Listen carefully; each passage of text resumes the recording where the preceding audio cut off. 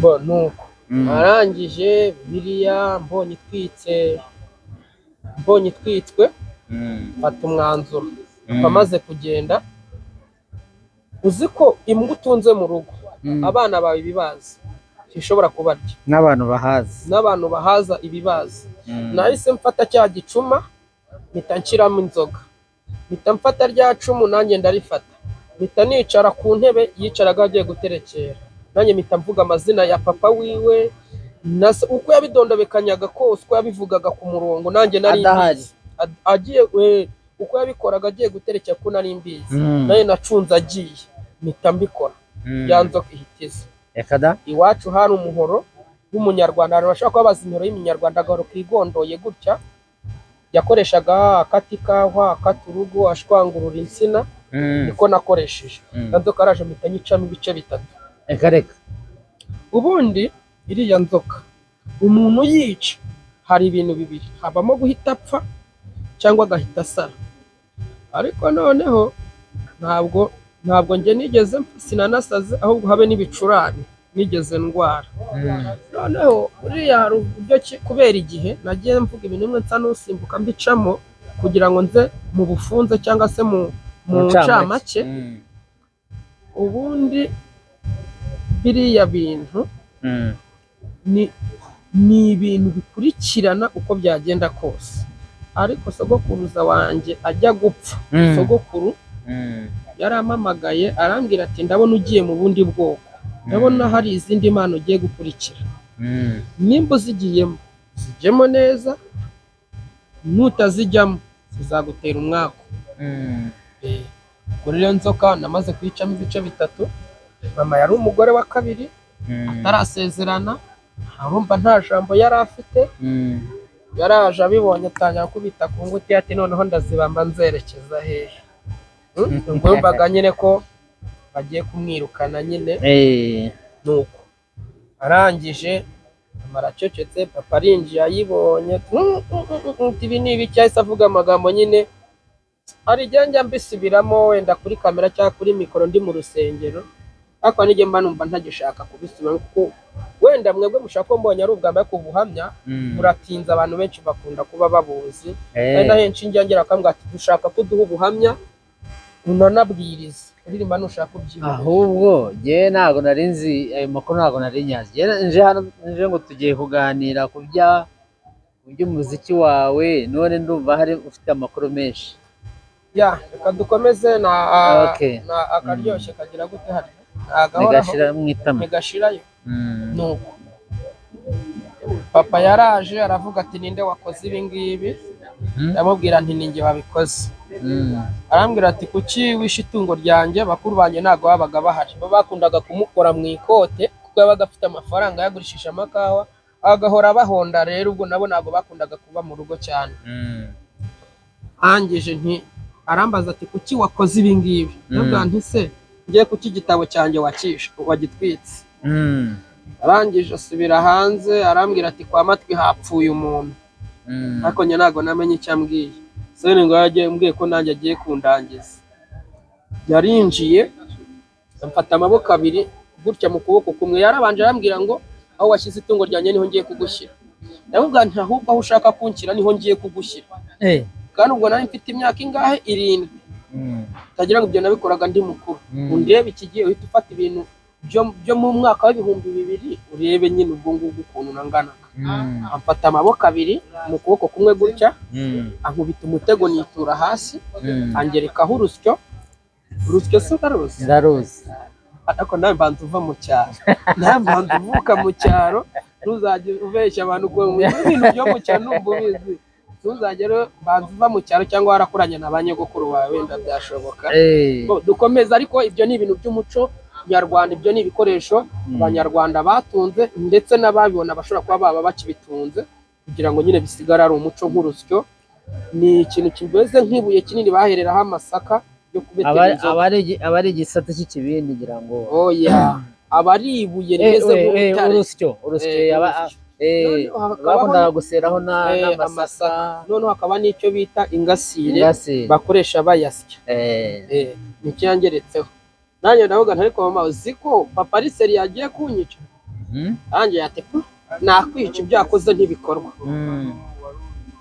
Ndangije namara kuvuga ngo nanyica ibyakoze ntibikorwa, numvishije ko nanjye ngomba kwirwanaho.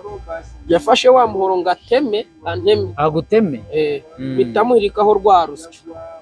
Muritse rwa rusyo ku maguru kugira ngo ateme, yabanje kujya kurwikuraho. Agiye kurwikuraho ndahaguruka, yongeye yamfashe mwishikuje anyerera mu maraso ya yanzoka, kubita umugongo hasi aravunika. Na n'ubu narakira. Sigari nge nawe wishe undi ninde waramwishe. Aho yashakaga kunkira ne warugiye vuze ngo aho ngaho imbaraga zahise zitangira kurwana. Icyo gihe nahise mpinduka ikindi kintu, mpita nambara izindi imbaraga ntazi uko zikoze, nagiye kumanura umusatsi unyeyurutseho. Mpita ngenda mva mu rugo njya gucumbika ku musaza umugabo twari duturanye, araho bita baso wanyu bimuhana, gange basokuru bimuhana. Yabwa ni wancumbikiye, arambwira ati se ndagucumbikira wabuza aho urara, inzu yiwanyu ingana kuriya, nanjye ufite inzu y'icyumba kimwe, ndagucumbikira gute? Niba ari amakosa akoze genda bagukubiti. Ubwo urumva abantu ntibaramenya icyo nakoze muri famiye, nta nubwo abantu bose ariko bavuga ngo ni umuntu wese uzi iki kintu kiri public, byaba ari ibintu bizwi n'umuryango, iki kiraha kiri kwa runaka gikoreshwa na runaka. Ndamubwira ni wanze kuncumbikira ijoro rimwe, nzagucumbikira imyaka 15. Uko nyine nuko ahise ajya muri gereza, imyaka 15 ayimara muri gereza. Ariko nyine nasize mbivuze ndagenda ntazi icyo ari cyo, ariko uko namaze gutema yanzoka nuko nishikuje papa, hari imbaraga zahise zinyambara nje ntabizi. Ndangije ubu uyu munota iyo mbyibutse nibwo nibuka agaciro kabyo, nkibuka nkamenya n'uburemere bwabyo. Mba ndagengera ku wundi mudamu ndamubwira nti wancumbikiye, ntabwo ndi bubavuga amazina keretse mu gihe byangombwa kuko ari nabo byahungabanya, kuko arimo abagiye bapfa. Oya, keretse babyemeye, kubera ko social media higeze ntago muraza kwihangana, hari abantu badashaka amazina yabo ko tuyashaka, ariko upfa kuba bababwiye iwanya hariho, nababwiye hariho. Umugore namugezeho, n'umugore ajya guza kuduhingira, tukamuha igitoki akaza kutwengera agatwara igikatsi. Ndabwa ni wancumbikiye, ati ntago nagucumbikira, ejo bundi nacumbikiye umuntu aranyiba. Ndareba ndavuga se uyu namwibiki koko, uyu namwibiki. Ndagenda ndamubwira nti ubu ndagiye, mama agiye kuzagira agahinda kubera ko atazi aho ngiye kuburira irengero. Nawe ni kuzagira agahinda kandi yawe ntihazabura kuba amatongo. Kumva ijambo namubwiye ndi muto, iryo joro icyo navumye cyose cyagendaganaga n'icyo ngicyo n'amagingo. Reka reka haciyemo iminsi 3 baramuhamagaye ngo umwana warapfuye, imodoka iramugonze. Haciyemo igihe nawe ubwo barapfuye, amaze gupfa umwana we muto waruhara ahita aba umusazi, ubwo ahita asenyuka haba amatongo. amaye Mba ndakomeje ngera ku wundi muntu ndaza kumuvugaho, we yitwa Yohana. wese yarakwemereye ngo ujye bivuga. Impamvu yanyemereye nuko n'ubundi byahagazemo ni ibintu by'amateka wadashobora, nta nubwo we yanga ko mbivuga. Yarambwiye ati naramubwiye ni wancumbikiye, arambwira ati papa wamenye ko warayi wanjye, ntabwo nagukira. Kandi umugore we yigeze ne kutwigishaho indirimbo muri korali y'abana. Arangije arambwira ati genda urare hariya mu rusengero rwanyu, kandi urwo rusengero twajyaga tuganira ngo bavuga ngo habamo ingwe kuko rutakingwaga, n'ibyugi begekagaho. Bavuga ni uragira ngo ingwe ize kundiramo hariya. Bavuga ariko kuko unyohereje kurara mu rusengero, hariya rura rusengero ruri hazaba iwawe, hazaba mu mutungo wawe, hazahinduka iwawe. Uyu munota ni hatuye. Aho hari urusengero rw'abapantekote bitaga mu Musengo. Ubu ni mu isambu, ni mu murima, ni mu rugo rw'uwo mugabo bita Yohana, ni nahatuye. Ibyo byose rero mbimubwiye, impamvu mbivuze nkamuvuga izina, warabizi yuko ngenda nkabimwibutsa. Abizi ko ahagaze mu buhanuzi bw'icyo gihe. Rose urajya uhanura n'ubu ngubu. Ibyo tuveyo. Iyo tuveyo reka twe kurambira abantu babwire gusa just yego cyangwa tuzagenda tubimenya ikindi gihe. Tuzagenda tubimenya ikindi gihe, cyangwa se ubundi bikorwa bazagenda bari uko barushijeho, wenda uko bamenye nimumurikira muzagenda mumenya n'indindi. Ntabwo byose nahita mbimarayo, ahubwo ndagira ngo twe kwicisha abantu amatsiko ku kijyanye n'umuziki twatangiriyeho. ariko uwo mugore namaze kugenda maze guha uwo muntu urusengero, ibaze muhaye itaka ry'aho urusengero ruri. Ndagenda njya kuryama kwa bashiki banjye, ntago bo twavaga inimwe kuri papa na mama, twavaga inimwe kuri papa gusa, bari ku rundi rugo. Bamwe tuzajya ukora ibifite nurangiza uze kuryama hano, genda ujye iwanyu. Bari ku meza bararya, bamaze kurya baranyingurira, barambwira ati njira mu cyumba uryame, ko nturyame ku gitanda, uryame kuri shitingi. Nyine urumva nanjye kubera ko nari umwana ndyama kuri shitingi. Nkangutse saa 7 z'ijoro nsanga amazi yatonze urume muri shitingi, nsanga nagagaye nanjye kuba ari mu nzu, ariko naryamye kuri shitingi niyorose indi, ndongera nyigaruriraho. Ndatekereza ndavuga ariko mama yavuze ngo nibanyice, paragiye kunyica. Bene data nabo dore ibyo bari kunkora. Nahise nyingura urugi, zari saa 7 z'ijoro, mpita ngenda. Nagiye mbona bwakeye, nuko narorongotanye ndagenda nca ku iteme rya Kirinda bw'Abanyakibuye na Gitarama, ndakomeza ndagenda ngera ahantu bita hari umugezi urenze ahantu bita kwa bawe Miyimpurayo n'abantu. Ubwo wari ugiye hehe wekeje? Ntabwo nari nzi aho ndi kujya. Wapfaga kugenda gusa? Napfaga kugenda niyanze nyine. Ndangije mura n'abantu nabonaga ari imyanditse bafite, barambaza turava ukajya hehe. Ndababwira nti ngewe ndi kujya kuzana umuti w'umwana kwa mukecuru. Tiwanyu ni he? Naha. Tiwanyu naho ni mwana uhari? Ati wapi barashize. Yewe ati ngaho genda. Ngeze hirya numva bavuga ngo shanga urangarasa nandi twari twicaye mu ishyamba ku mubuga. Ndavuga nti siko byano biriseriye, banda bari bandangije. Kumbi nago yindi yari imyase bari bafite, ahubwo zari imbunda. Reka hano nabonye nabo barambaye amakabutura ya gisirikari n'amasengeri n'ibikote, ariko nkabona ni imyase bafite. Kumbi zari imbunda. Imyase nari nyizi he, imbunda nari nyizi, nabonaga ari imyase. Ariko nyine iyo umaze gukura ukibuka ikintu wabonye umenya icyo ari cyo. Ngeze imbere mpura n'abandi nabo mbabeshya gutyo, mwambwa ati turabona usa n'umuntu usenga, tugiye kukwica humiriza usenga. Ako kanya nahise numva ijwi ry'Imana viza. Ubwo nyine icyo gihe nahise numva ijwi ry'Imana viza, ukuri kunyumva uri kundeba nawe turi kuganira. Nahise numva ijwi ry'Imana ati waryumvise ati nagiye kumva numva ihebe baharuguru mu ishyamba. Ndeba aho mu icyo gihuru umuntu wari hari umuntu ahita ambwira ngo ntuhumirize, babwira ko utazi gusenga, nuhumiriza baragukubita icyo kintu bafite mu mutwe uhita upfa, ko nta wico barebana. Nabwo agiye ni munyice ntago nzi gusenga. Batangira kunsigana ati subu nk'uyu yakoze iki, subu nk'uyu nguyu wamwica wazababarirwa. Bati nugera iwanyu uzavuga iki, uzavuga ko wowe n'abantu bagiye kukwica. Ati hoya, nivuga tuzaza tugutere ninjoro tugutware kwica. Yego urumva ko hari ukunkanga none bari bamenye ko atari bukwica. None mbivugiye ku Karubanda, umunsi mbivuga bwa mbere aba pasi yarasetse aratembagara. None se kubivuze nuko nyine, ariko ikiza nago banyishe, nta nubwo wambaza ngo ninde cyabari bande. Ibyo nago mbyibuka. Ubwo bamaze kugenda ngeze imbere, mutima urambwira ati baragukurikira, ahita uzamuka mu gihuru ugiye kureba hantu wa muntu akuvugishirije aje gucyura ihene mu jyana uryamiwe uze kugenda mu gitondo. Ubwo nari maze ko navuye mu rugo nzi ngo ni saa 11 za mu gitondo, 10 ni mu masaa 7. Kakantu kakarindagiza kajya kazaho, abantu bajyaga bajya kwaha imegeri barabizi ko hari abazindukaga saa 7 saa 8. Ngira ngo ni mu gitondo, ngenda ari ninjoro. Ndangije ndagenda ndazamuka njya kureba wa muntu ugiye gucyura ihene, ndamubura. Ndebye ruguru mbona y'igihuru, banya y'igihuru mbonayo n'umuriro uri kwaka. Avuga ni kwa ari hafi ya Nyabarongo, buriya n'abarobyi bokeje bari kota cyabokeje n'amafirika njyewe niyo tere amasaha yiyongera. Ngezeyo ba bantu ndababura. Mutima urambwira ati ni ibinyamuhengeri bishaka kugutwara. Nagiye kwiruka numva amaguru ayisaba ikinya, kuva aho birananira. Mpita numva ijwi rirambwira ngo yewe Gideon mwana wanjye, nzagendana nawe, nzabana nawe, nzagukoresha ubishaka cyangwa utabishaka. Niwanga kunkora ku neza nzagukoresha ku nabi.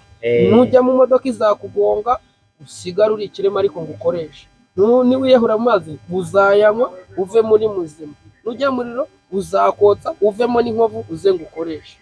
Ubu nyine ninjye nawe ndangije havamo umugabo, ntabwo namubonye mu maso ariko namubonye gutya amaso ku maso, yari muremure, sinamubonye ibirenge, sinamubonye no mu maso, yari yambaye ikanzu y'umweru, amfata ukuboko, ndangije anshyira imbere, tugeze mu muhanda wa kaburimbo, apana iby'inzozi bindi kukubwira biri live, njya imbere anjya inyuma, ndagenda naje gukebuka wa muntu ntakimubona, nuko ndagenda nerekeza i Nyanza mu majyepfo, ndangije kugera mu majyepfo mba mu musozi wa Gacu, abana nande maramo imyaka 7, abana nande mu musozi wa Gacu, nta muntu mubanamo mu ishyamba, naragiye mbona hakurya no hakuno hose, mbona ni musozi, nigumira aho ngaho nyine, mpitamo guhita nibera mw'ubwo buzima. Ugatungwa n'iki se? Ariko shana inkuru zawe rwose. Inkuru yanjye watungwaga n'iki? Uriya ahubwo icyo mbona tugiye kuyihagarika, tuzayikomeza ubutaha, ariko reka twongereho iminota mikeya. Watungwaga n'iki? Uburyo nabaye muri uwo musozi, naramanukaga nkareba aho abantu bahinze, ngatoragura imyumbati n'ibijumba, nkahekenya n'ibitaka byose, ibitoki nahekenyaga n'ibishishwa, urumva amenyo yaragiye aba umukara kubera amakakama, ubuzima bwa kimuntu bunshiramo, umunyu nshiramo, imyenda incikiraho, indwara inda nazo ziragenda, indwara amaga agera aho nayanshiraho, umubiri usigara ameze uko nguko. Ubundi baca umugani ngo ucumbagira ineza inabi yaza ukiruka. Uzi yuko indi kurya yakumva umubiri wawe nta munyu urimo ikakuvamo ikagenda. Uzi ko inda nayo ijya aho iri buryohere. Nabaye muri ubwo buzima imyaka 7 mbuvamo, ndagira inka z'umuntu, naje kuva aho buriya nzabivuga mu kindi gice, akundi wacamo ibi bintu wabicamo, tukazagaruka noneho tugatangira ubuhamya, aribwo turi topic y'ubuhamya yonyine, umva aribwo byarushaho kutavanga abantu. Ubu ngo kubera ko ikiganiro twagitangiye, wenda twagisoza ariko tukazakomerezaho ubutaha. So rero iki kiganiro naje kuva muri ubwo buzima, ndagira inka z'umugabo bita Munyankuge Simiyoni. Wagezeyo ute se kwa Simiyoni? Ubundi naramanutse nkajya njya mu igara, nkareba aho ibirara biri, inyigisha kunywa urumogi, kuko nari naravuye mu buzima bwa kimuntu, nkabana n'abantu, kwiga kuvuga nk'inyamaswa, udukende, uducurama, inyamaswa zose zo twabanaga mu ishyamba, inkoko, byose menya kubivuga, menya kwigana inyamaswa nabanaga nazo, kuko ubona ngo waje gutashya ngo uri kwica inyamaswa, ntabwo twari gukiranuka, nari kukurasa n'itapita, nageze aho inyamaswa mba arizo ngira inshuti. Rero abayayi cyangwa se ibirara, ngo nyine mba nibagiye nako ururimi rw'ikigande kaba kitereyemo, naho ndetse kumara imyaka 10 mu gihugu ukaba ukiri kuvuga ururimi rwawe gutyo utarabuhangira, uba ugerageza kuba muri sosiyete. Nuko ndangije ubwo ngubwo banyigisha kunywa urumogi maze kurubura, nangira kwiga icyo bita gusyaga. Gusyaga no kugira gute? Toragura ibyuma ukagurisha kujya ubona yo kugura urumogi. Igihe kiza kugera bivamo, mbona yuko nyabuze, ukanigeze kwiba umuntu isombe. Nigeze guterura umuntu isombe, ayitetse agiye mu nzu kuzana amamesa yo gusukamo, nsuka mu mupira bigenda bijojoba, ngibikatsi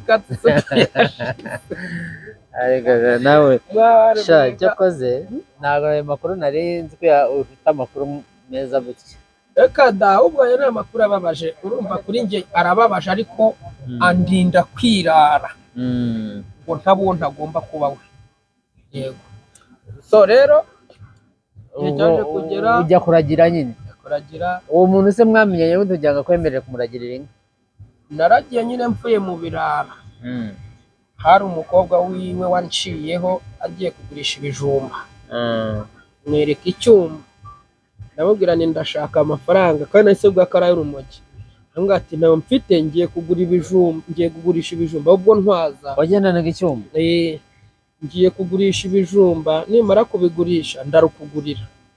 Karagiye agura butatu, agura kamwe, agura butatu, amakamwe akaburi, ako bita ngo ni akaburi. Umuntu utarabeho umupushayi ntiyabimenya, umuntu utararumweyeho ntiyabimenya, ako bita akaburi kamwe. Arakama ndakanywa, arambwira ati ngaho merekeza. Ndamuherekeza, mugezi wabo, imvura igiye kugwa, arambwira ati wicaye imvura ihite ndaguha n'akandi. Nakama kandi nako ndakanywa, none mpita ndyama ndasinzira. Nuko naharaye ariko ntawe unyizera. Bukeye noneho bararinyicisha, aragiye ararugura bagura n'ifegi, bararinyicisha. Noneho ndatsinda, yaje kunshamo ndi mu rugo, banyogosha imisatsi, inzara baziciye. Nuko bansaba kujya bansubize kwiga, ndanga. Barambwira ati se waragira inka? Ati yego naziragira. Nuko tangira kuragira inka. Gutyo nabwo igihe kiragera, nabwo mbivamo ninjira mu mujyi wa Nyanza kugira ngo ngufatishe Nyanza ya Butare. Abantu bahanzi nkaba munyibuka ku izina rya Kanusu. Ese iki kiganiro wagihagarikira tukazakomeza ubutaha. Abantu babi Nyanza ku izina rya Kanusu, abantu muzi mbereka amafilime aho bitaga kwa Tibabu ku Mugonzi, abantu munzi nkora muri Volcano, abantu munzi nkora mu Kinamba Kinashe Express, ndakarara kibereye aho Nyanza. Ni njyewe uyu nguyu muri kureba, ntago mwibeshye, ni njyewe. Ahubwo aya ni amateka yacu tugendana. Buri ushaka kugira ngo amateka yakugire umumaro, nuko wemera kugendana nayo. So rero tugera ku musozo, nagare ku musozo naho ducumbikiye, twagera wenda kuri topic twahereho mbaza ngo indirimbo bivuzeho. Iby'indirimbo reka tubireke, kuko nayibwira aba indi nkuru ndende, kandi ndabona iminota irangiye. Wenda tuzakomereza aho ngaho ubutaha, tubigende tugere mpaka ku ndirimbo n'iki byose. Ntabwo twarangiza mu kiganiro tutabanje gusenga Imana, kuko byose ubundi nicyo twagombaga kuba twahereyeho. Ntacyo ariko ntitwagisorezaho nta kibazo, byatewe n'uko wanyakiriyemo. Nakiye nk'umuhanzi ntangira ndirimba, ariko noneho nk'umukristo reka turangize dusenga. Uwiteka Mana yacu, turagushimye kandi turaguhimbaje. Dushimiye kujya neza kwawe kwinshi, waturinze amaso atambutse, nta gikuba cyacitse, ushoboye kandi uhabwe icyubahiro. Ubu n'ubutumwa bwawe ukomeje gutanga ubwenge kugira ngo ubutumwa bwawe bwaguke. Dusengeye umuntu wese uzakurikira iki kiganiro, ubuhamya buzageraho bumukura bugiraho bumugeza. Nyemerera undi wese uri guca mu buzima nk'ubwo naciyemo, kwihangana imbere ye ni heza. Dusengeye umuntu wese tumusabira n'umugisha, umuntu uri bukore subscribe kuri iyi channel. Uwiteka nyagora ku ngoma, nyemerera ubushake bwawe bukomeze bubane natwe, uturinde kugisarisarura rirageze, uturinde kuba ibyapa biyobora abandi natwe tutiyoboye. Uwiteka komeza urinde ubugingo bwacu cyane, by'umwihariko kuko ari bwo buzakubona.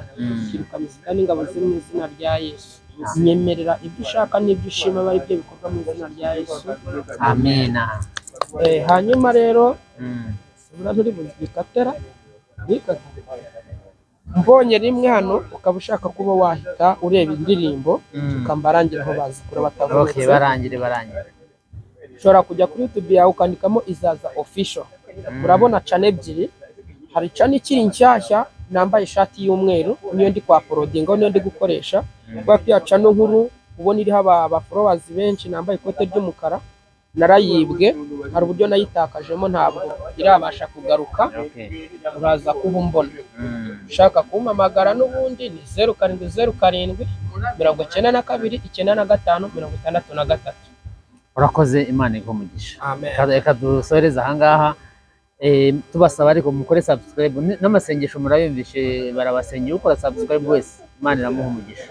Mugire umugoroba mwiza, bye bye. Aho gutura se wahahitamo? Wahahitamo. Ubuse uhisemo muri Amerika? Byashoboka. Bitewe n'ubushobozi bwanjye. Umuntu aho ashaka gutura yahahitamo, kubera yuko ntuye Bugande. Kandi ariko hari igihe wahahitamo kubera wenda mikoro make, ariko uhitamo bitewe n'amikoro, ariko no ugena aho ugomba kubuka vuga ngo ngewe ngiye gutura hano, niho ngiye kubaka. Ariko hajyanye n'ubushobozi bwawe, hajyanye n'ubushobozi bwawe. Ariko aho uvuka byanze bikunze urahisanga, ntiwahahitamo. Ntabwo wahahitamo. Nuko yanzoka yamaze kuzana Bibiliya, ayishize mu ziko, amarira mu amaso, navuga ni ngiye gupfa ndi umukene. Papa yajyaga ambwira akankunda, kambwira ko nkunda rwose nta kintu atama.